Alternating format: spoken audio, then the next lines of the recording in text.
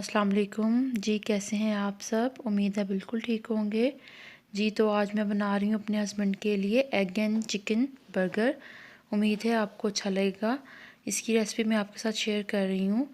ये बच्चों के लंच बॉक्स के लिए बहुत अच्छा आइडिया है जी। तो आइए वीडियो को शुरू करते हैं।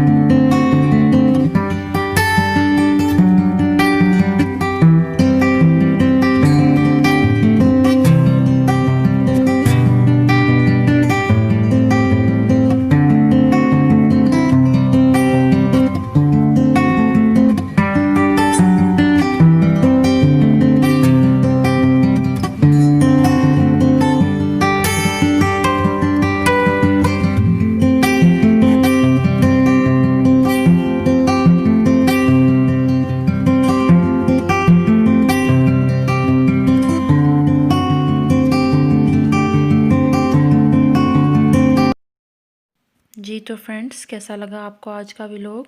उम्मीद है आपको आज की रेसिपी और आज का व्लॉग अच्छा लगा होगा। अगर आपको आज का व्लॉग अच्छा लगा हो तो मेरी वीडियो को लाइक करें, शेयर करें और मेरे चैनल को सब्सक्राइब करना मत भूलिएगा। थैंक यू, टेक केयर, अल्लाह हाफिज़।